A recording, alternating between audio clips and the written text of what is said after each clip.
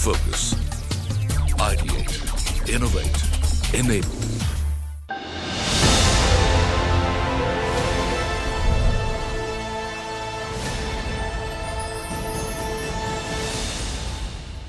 The Thought League today focuses on the future of the financial services sector.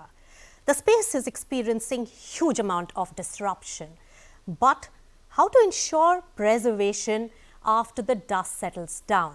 To focus on this and to generate ideas for the future of the financial services space from the think tank, I have on the show today Sanjeev Bajaj of Bajaj Finserv and Cyril Amarchand Mangaldas, Cyril Shroff. Gentlemen, so good to have you on CNBC TV 18. Now, Sanjeev, you're already inside the sector and you are dealing with the transformation that the sector is really going through. So that's why let me begin with Cyril Shroff from the Ring Fence. Cyril Shroff, how are you really assessing this entire space and how do you spot the trends for the future of the space? Thanks, Nisha, and welcome, Sanjeev. So I believe that we are at one of the greatest inflection points of all time in financial services. And the future, I think, is being formed as we speak in extraordinary circumstances.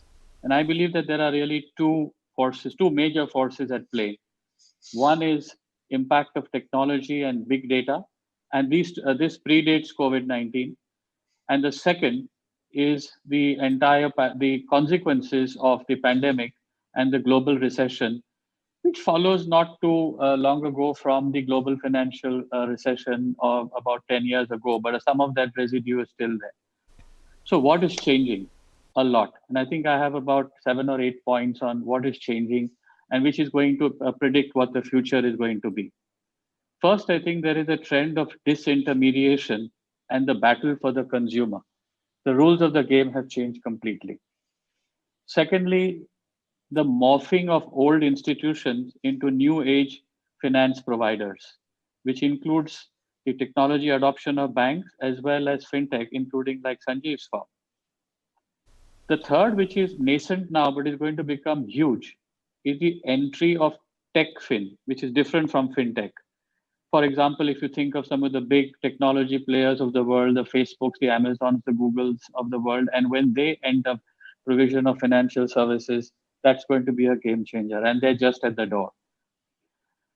Then new sectors, which are COVID adjusted, like healthcare, digital, logistics, etc. New instruments, I think the move from loans to bonds in terms of capital raising as far as corporates are concerned. New appraisal techniques using data, artificial intelligence, machine learning. The data points that are now relevant for providing credit are now very different. New remedies. For example, in the last couple of years, we've seen the rise of IBC. It may be having a short pause at the moment, but it's a game changer in terms of what are the remedies for recovery. And the rise of the retail borrower and the retail customer. All right, a complete overhaul. So Sanjeev Bajaj, you have your skin in the game. You are dealing with the day-to-day changes in this sector. How do you see it shaping up in the near term and the futuristic view that Cyril Shroff alluded to? Nisha, actually, Cyril has provided a very good opening summary, I would say, of the question that you asked and has raised all the relevant points. I will draw just one additional point, especially if you look at the last decade, is the significant growth in personal consumption. We were always a country where money was being spent on investments in infrastructure, in construction, in private sector in various areas. But the rise of the middle class over the last 15 years and their spending has played a very significant incremental role in one, the economic growth that we saw till a few years ago. Second, the creation of data.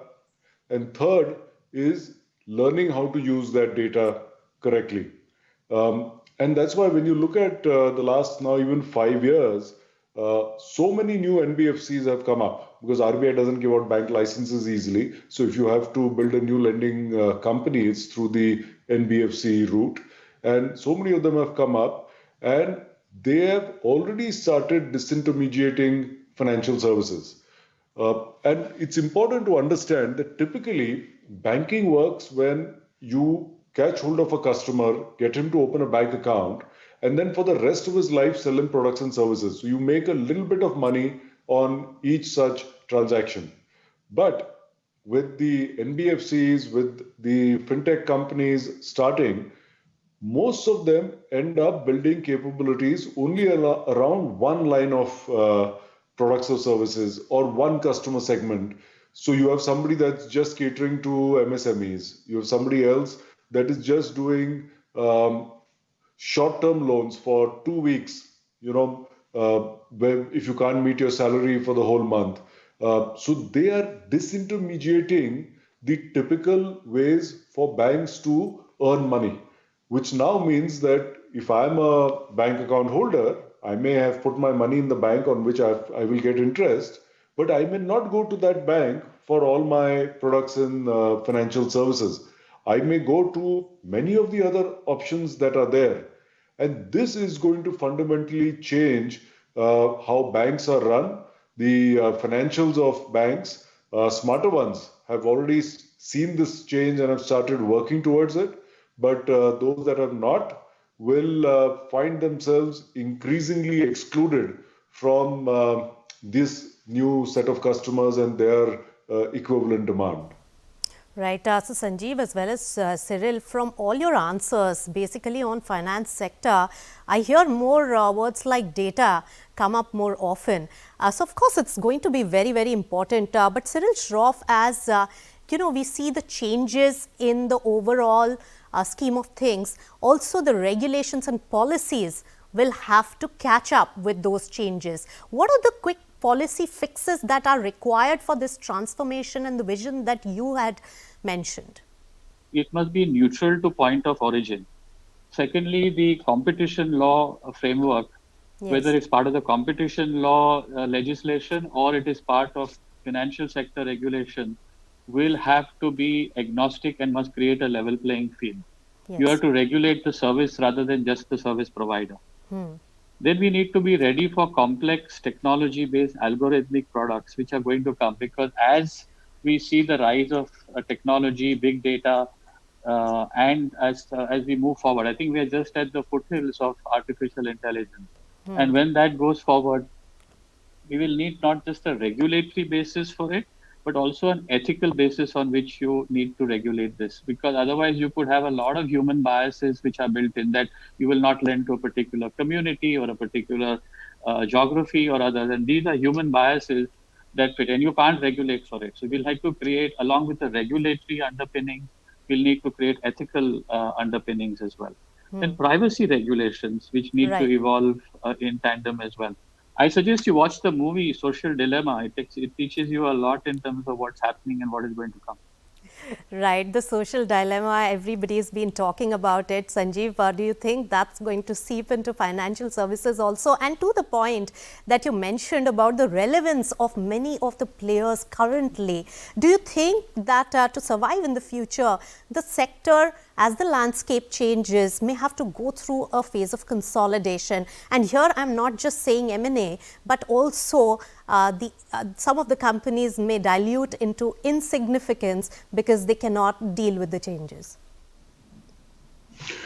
Well, so there are 2 or 3 parts to that answer, Nisha. First, I will say once again, Cyril has summarized this quite well. I think what you need to look at is not one answer, but many small answers. India is going to continue growing for the next 20, 30, 40 years. We need firstly a few large development financial institutions, what ICICI, IDBI, IFCI were in the past. These are the ones that can gather long-term capital, put it to use, because we still need to build out the infrastructure in our country. So that is something that is missing. Second, we can see how smart large foreign countries use the might of their banking system to go overseas and gather strategic assets.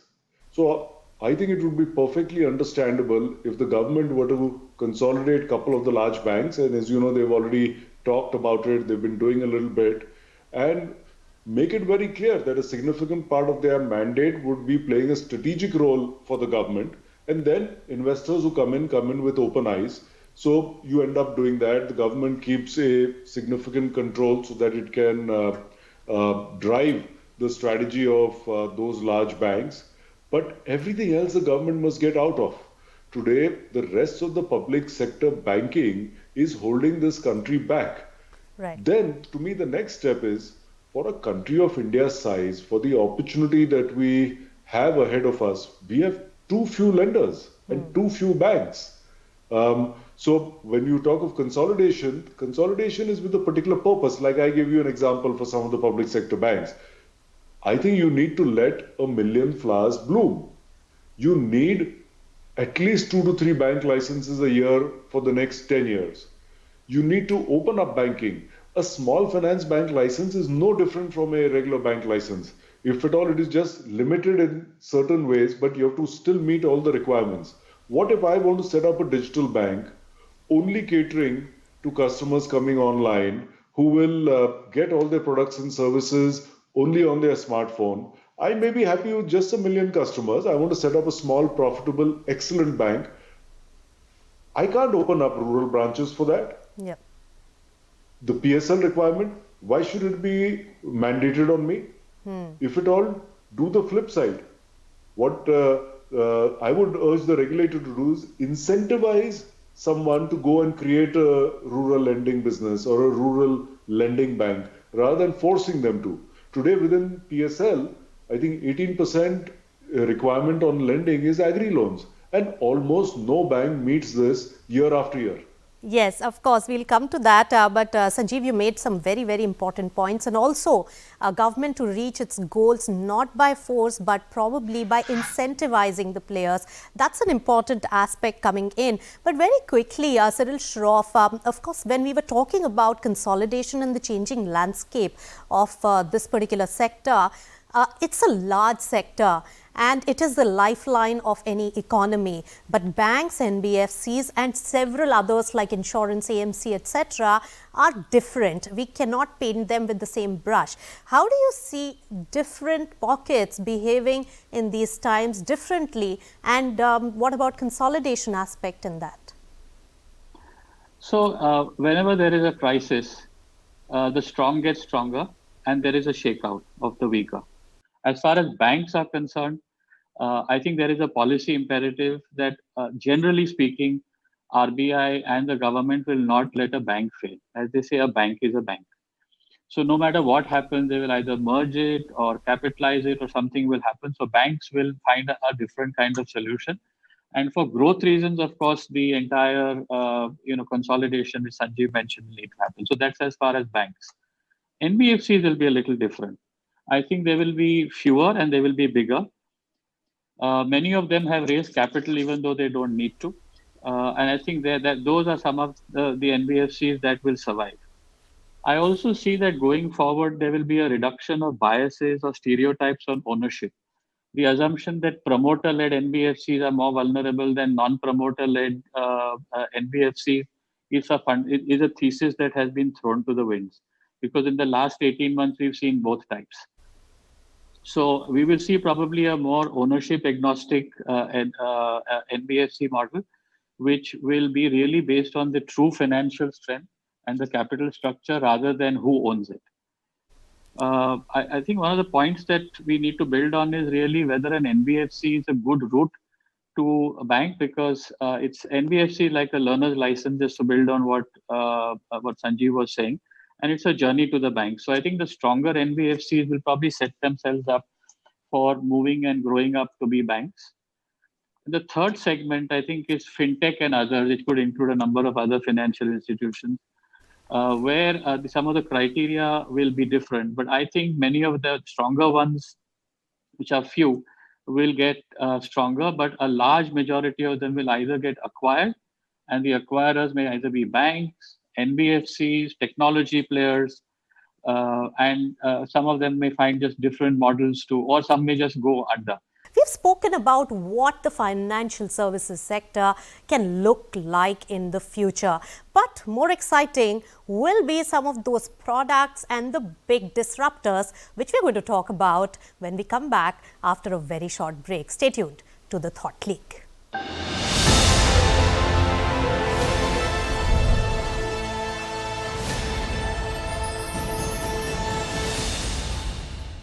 Welcome back. You're watching the Thought League, and Sanjeev Bajaj as well as Cyril Shroff are throwing light on what the financial services sector of future can look like. Sanjeev Bajaj, coming to you, you were talking about some of the emerging trends that you're seeing, and of course your companies would also be focusing on that. So what are these new products and the new trends that are coming to the market which will define the winners of the future? Nisha, starting with products and services really. So you can bring innovation even in reasonably staid kind of products. Now let's look at it on the consumer side.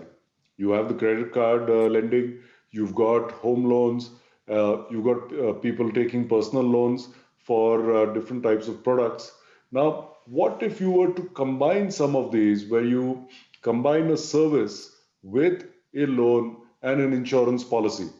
So somebody is traveling, if you're able to combine their hotel booking with discounted airfare, give them a loan to meet their expenses, and insurance takes care of any unforeseen events, you are elevating the entire, I would say, relationship with the customer from merely selling products to actually helping them or enabling them to do something in their life for a particular action. You're providing them with comprehensive solutions. Now, you may say that you can do that today as well. But how do you seamlessly do this, leveraging technology, so that a customer in 3 clicks on his phone or on the computer can get access to all this and not have to stitch together different products to come up with this solution, is where I think the opportunity for change comes in.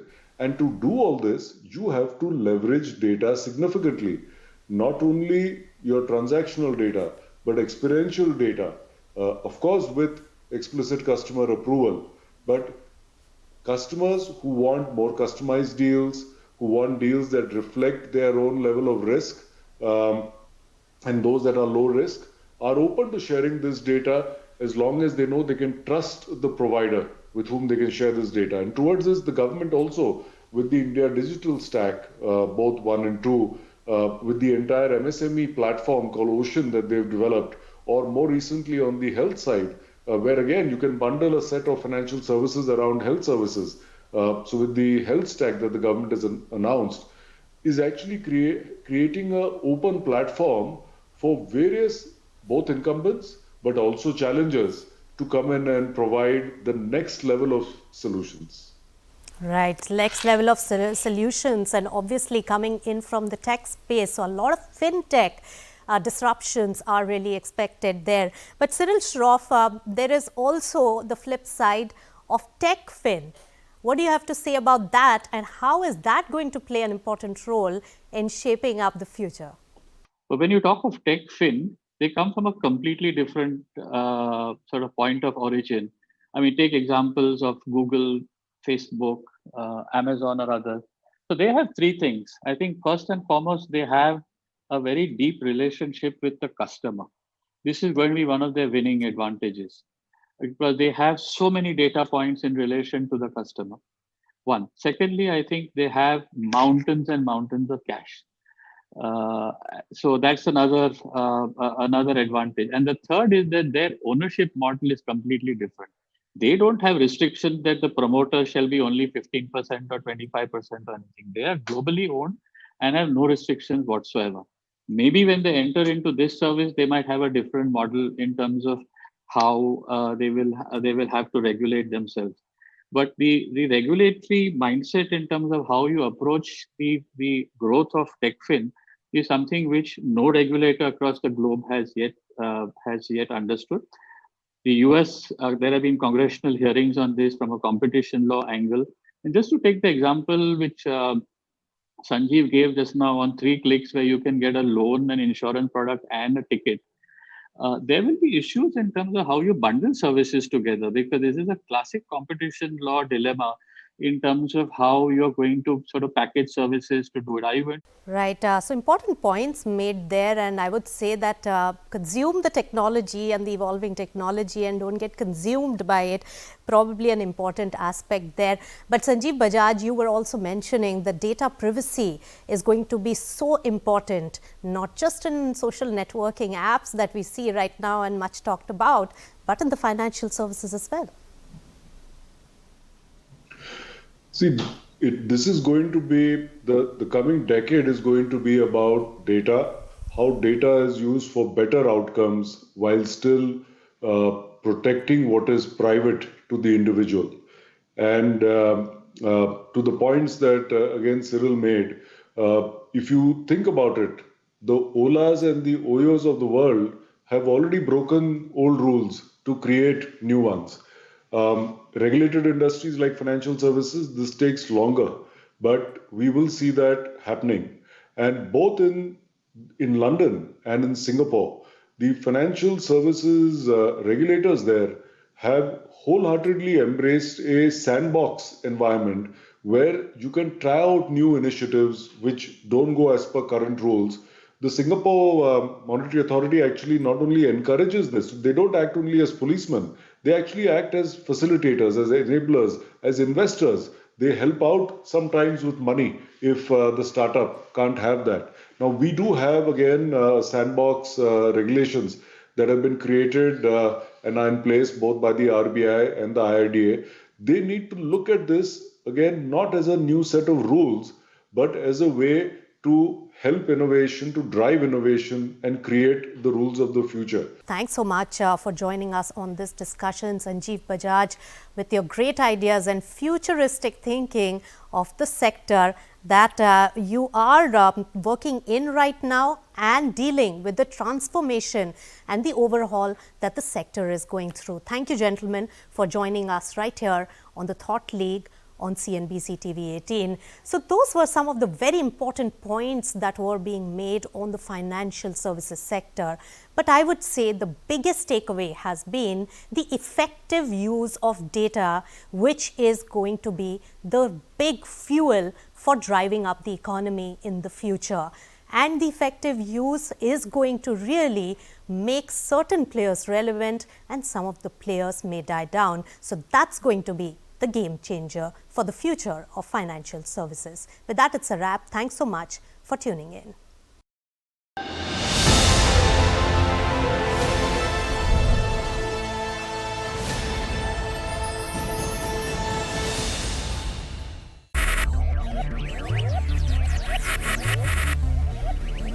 Focus. Ideate. Innovate. Enable.